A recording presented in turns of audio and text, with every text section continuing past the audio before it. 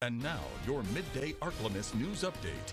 And good Monday afternoon. Thanks for tuning in to NBC News Daily. I'm Randy Stone with your Midday Ark-La-Miss update.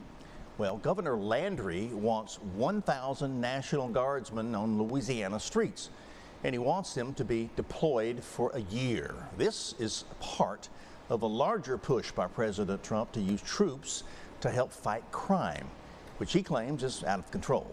But not everyone is happy about this move. Reporter Michelle Mason is looking into Louisiana's elected officials or what they're saying on Capitol Hill. It's all part of a mission by the governor, which he says is meant to save lives, protect families, and bring law and order back to our state. Authorities say Shreveport and Baton Rouge have the highest crime rates in Louisiana, highlighting the need for help. And Governor Landry says a critical police shortage in New Orleans is another reason for troops to be brought in there. Who would not want help in combating criminals on your streets? Who does not want their communities in their cities to be safe? Congresswoman Julia Letlow responding to the governor's request on conservative media outlet Real America's Voice.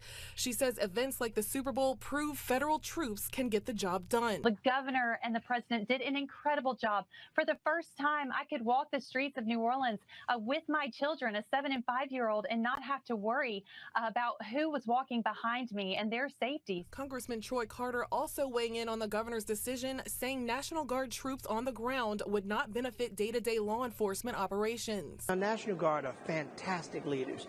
They do great during Super Bowl, Sugar Bowls, Mardi Gras, controlling crowds, but they're not police officers. They're not trained in de-escalation. Our cameras also caught up with Congressman Cleo Fields, who says a different course of action is needed to reduce crime. To solve the crime problem in this country is not using our men and women in uniform.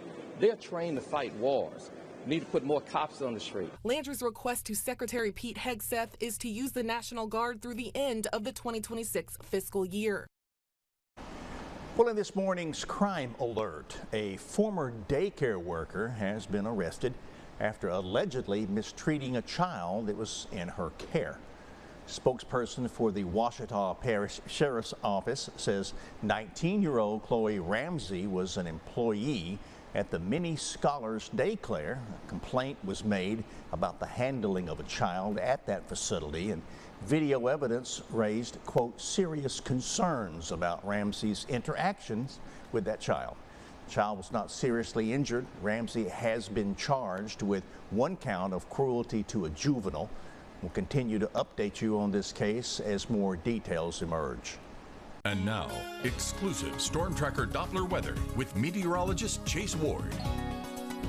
We'll continue to see a few more clouds roll in for late this afternoon. Temperatures still quite warm though, hitting into lower 90s for our daytime highs. Now, models indicating late tonight at around 8 or 9, going up towards midnight, there might be a chance for a shower or two that could get squeezed out. We do have an upper-level disturbance which will kind of nestle across the region. And then as we go into our Thursday, we'll kind of see these showers and possibly even some spotty thunderstorms kind of pop back up, especially for the peak heating hours of the afternoon. Mostly in the Arkansas area, but it's still going to be grazing some of our western parishes and counties in Arkansas. So definitely can see that. As we go into Friday through Saturday, we're expecting skies to clear and temperatures still holding out in the upper 80s, but overall may not be as humid though, so definitely not a bad way to close the week out. So tonight we fall to upper 60s, partly cloudy, minimum rain chances. Then tomorrow, chance for these patchy showers. We're still hitting near 91 for our high. Now through late week, that's when things improve a little bit. Still upper 80s though. As we go into next week, by Sunday through Monday, we are expecting a system to arrive, which will bring about more chance for rain and thunderstorms. Showers still linger throughout parts of Tuesday, and you could even see rain chances linger through next Wednesday as well. Temperatures are also not changing as we dive deeper into October, at least in the mid and late part of next week. Temperatures are still looking to stay mostly in the upper 80s, kind of still near that 90 mark, so still staying quite warm. Lows will continue mid to upper 60s. And that is it for our midday update today on this Wednesday. NBC News Daily continues now. Keep it here for weather information. Check on your pets and your neighbors. Be safe out there. God bless you.